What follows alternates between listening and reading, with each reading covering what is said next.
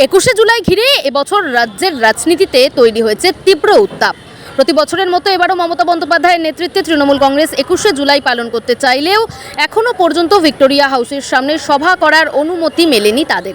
ফলে কোথায় হবে তাদের মূল কর্মসূচি তা এখনও চূড়ান্ত নয়। অন্যদিকে নিজেদের আসল তৃণমূল দাবিদার হিসেবে তুলে ধরে ঋতব্রত বন্দ্যোপাধ্যায়ের নেতৃত্বে অন্য একটি গোষ্ঠী ঘোষণা করেছে তারা 21শে জুলাই পালন করবে গান্ধী মূর্তির পাদদেশে। ইতিমধ্যেই লালবাজার থেকে তারা অনুমতিও আদায় করে নিয়েছে বলেই জানা যাচ্ছে। এদিকে রাজনৈতিক ময়দানে পিছিয়ে নেই কংগ্রেসও, প্রদেশ কংগ্রেসও। তারা সিদ্ধান্ত নিয়েছে এবারে বড় আকারে 21শে জুলাই পালন করা হবে শহীদ মিনার ময়দানে। এই কর্মসূচির প্রস্তুতি খতিয়ে দেখতেই মাঠ পরিদর্শনে এলেন প্রদেশ কংগ্রেস সভাপতি শুভঙ্কর সরকার সহ অন্যান্য নেতৃত্ব। কংগ্রেসের দাবি 1992 সালের যে ঐতিহাসিক কর্মসূচি যা একসময় প্রদেশ কংগ্রেসই পালন করত, সেই ঐতিহ্য ফিরিয়ে আনতেই তাদের এই উদ্যোগ। সব মিলিয়ে এবারের 21শে জুলাই ঘিরে রাজ্য রাজনীতিতে তৈরি হয়েছে ত্রিমুখী টানাপোড়েন, যেখানে নজর এখন কোথায় কত বড় শক্তি প্রদর্শন করতে পারে তার দিকেই। গণতন্ত্র রক্ষার দাবিতে, সচিত্র পরিচয়পত্রের দাবিতে ছাত্র যুব কংগ্রেসের কর্মীরা তারা মহাকরণ চলোর ডাক দিয়েছিল। সেই দিন তাদের হাতে কংগ্রেসের পতাকা, যুব কংগ্রেসের পতাকা ছিল। আমরা ইতিহাস বিকৃত করি না। নিশ্চিতভাবে মমতা বন্দ্যোপাধ্যায় যুব কংগ্রেসের সভানেত্রী হিসাবে নেতৃত্ব দিয়েছিলেন, কংগ্রেসের নেতারা নেতৃত্ব দিয়েছিলেন। পরবর্তী ক্ষেত্রে মমতা বন্দ্যোপাধ্যায় দল পরিবর্তন করেন, আলাদা পতাকার নিচে তিনি এই শহীদ দিবস পালন করেন। সেই শহীদ দিবস আড়ম্বরপূর্ণ, সেই শহীদ দিবস চটুল গানে ভরা, সেই শহীদ দিবস প্রত্যেকটি সময় জৌলুস থেকে জৌলুসে বেড়েছে। সেই শহীদ দিবসে যোগদান মেলা হয়েছে, ক্ষমতার প্রদর্শন হয়েছে। আমাদের যে ভাইয়েরা তাদের বুকের রক্ত ঢেলে দিয়েছিল যুব কংগ্রেসের পতাকার উপরে, কংগ্রেসের পতাকার উপরে এই ধর্মতলা চত্বরে কালো পিচ লাল হয়ে গেছিল, তাদের সুবিচার হয়নি। মনীশ গুপ্ত এমএলএ থেকে মন্ত্রী হয়েছেন, এমপি হয়েছেন, ফাইল খোলেনি, কমিশনের রিপোর্ট বেরোয়নি। আজকে কংগ্রেসের কর্মীরা, যুব কংগ্রেসের কর্মীরা এই যে রক্তে ভেজা যুব কংগ্রেসের পতাকা, কংগ্রেসের পতাকা নিয়ে তারা শহীদদের স্মরণ করার জন্য, স্মৃতিতর্পণের জন্য শহীদ মিনারের নিচে, এই শহীদ মিনারকে সাক্ষী রেখে আগামী দিনে কোনো বাংলার মায়ের কোল যাতে খালি না হয় সেই অঙ্গীকারের জন্য আমরা 21শে জুলাই 2026-এ আমরা উপস্থিত হব। আর অন্য যারা শহীদ দিবস পালন করছেন, তৃণমূল এবং বিজেপি একাকার হয়ে গিয়ে কারিগর বিজেপি, তারা এবার শহীদ দিবস পালন করছে। তার কারণ এই শহীদ দিবসের একক শক্তিতে একদিকে সরকারি বিরোধী দল যেটা শ্যাডো বিজেপি এবং হচ্ছে বিজেপি, এবং আরেকদিকে লড়াই যে তৃণমূলের মধ্যে, এ যে নিজেদের মধ্যে কি অ্যাডজাস্টমেন্ট, কি নাটক, কি ম্যাচ ফিক্সিং, বাংলার কোনো মানুষই জানেন না, সবাই কনফিউজড।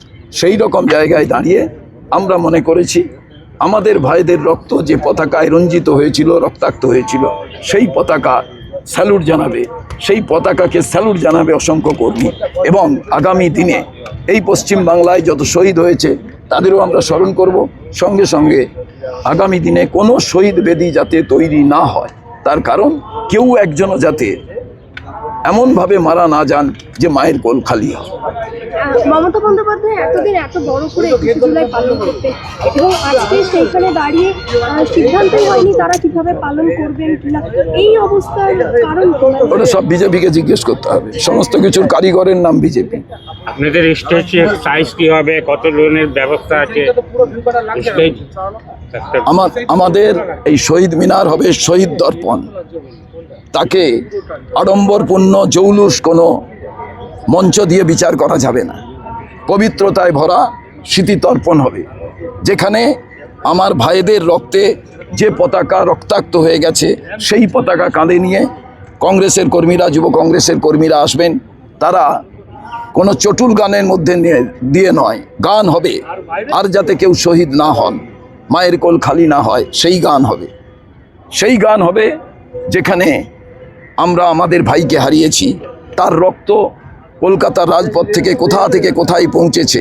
তাদের অতৃপ্ত আত্মা বলছে এতদিন ধরে আমাদের সত্যিকারের শহীদ স্মরণ হয়নি, কারণ যে পতাকা নিয়ে আমি মৃত্যুবরণ করেছিলাম সেই পতাকার নিচে আমার শহীদ স্মৃতিতর্পণ আমাদের জন্য করা হয়নি। তাই কংগ্রেস প্রত্যেকবার শ্রদ্ধার সঙ্গে পালন করে।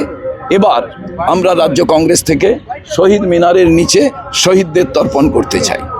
মাঠ পুরো ভর্তি থাকবে, ব্যাপক ভিড় হবে। সময়ের অপেক্ষা, 21 তারিখ আসছে সামনে, আপনারাও তো থাকবেন। এবং এখন থেকে মানুষের যা রেসপন্স আমরা বুঝতে পারছি যে কংগ্রেস যে আসল লড়াই করার ময়দানে আছে, এটা খুব দিনের আলোর মতন বাংলার রাজনীতিতে স্পষ্ট হয়ে গেছে। প্রশাসনের কাছ থেকে হেল্প পাচ্ছেন, স্টেজ বাধা থেকে শুরু দেখুন, আমরা তো আইন মেনে চলছি, আমরা কাউকে তেলও দিচ্ছি না, তেল নিচ্ছিও না।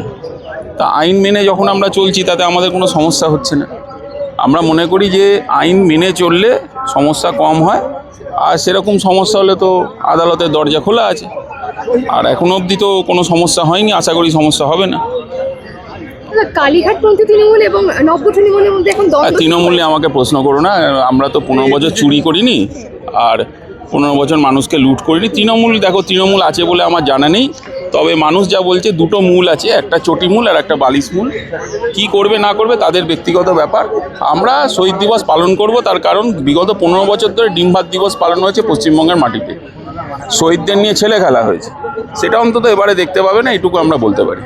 21 জুলাই একমাত্র তৃণমূলই করতো কলকাতার বুকে বড় করে, কংগ্রেসকে তো এত বড় করে 15 বছর ধরে আপনারা ডিম ভাত দিবস দেখেছেন, পাগলু দিবস দেখেছেন, পাগলু ডান্স দেখেছেন, আহম্বোট দেখেছেন, শহীদ দিবস দেখেছেন। ওরা তো পিকনিক পার্টি ছিল। পিকনিক পার্টি বেশি দিন হয় না, এত রাজনীতিতে পরিষ্কার। আদর্শ নীতি যারা ধরে থাকে, আজ নয় কাল সত্যের জিত হয়। তাই 13 জন শহীদের রক্ত হবে না কো ব্যর্থ। যুব কংগ্রেসের শহীদ, কংগ্রেসের ডাকে, যুব কংগ্রেসের সহযোগিতায় এবারে শহীদ মিনার ভরে যাবে এবং শহীদ তর্পণ হবে। তৃণমূল বারবার দাবি করে 21শে জুলাই ওদের, কি বলবেন? ওরা নিজেরাও জানেন ওরা নিজেদের কিনা। তো 21শে জুলাই নিয়ে আবার প্রশ্ন আসার কথাই আসে না। তাহলে কি কংগ্রেসের থেকে চুরি করে মমতা ব্যানার্জি তা চোর তো চুরি করবেই, চোর তো চুরিই করে, আমরা জানি। সকালেও চুরি করে, রাতেও চুরি করে, আবার দুপুরে কিছু পেলে চুরি করে। চোর তো চুরি করবেই। তার মানে বলছেন কয়লাবালিতে পুষ্টি কমে আছে, তাই 21শে জুলাই না, 21শে জুলাই অনেক আগে চুরি করেছিল, তারপর কয়লাবালিতে ঢুকেছিল, কিন্তু তার তদন্ত হয়নি, এটাও বাংলার মানুষ জানে। কেন হয়নি সিবিআইকে প্রশ্ন করতে হবে, বর্তমান সরকার বুঝবে সেটা।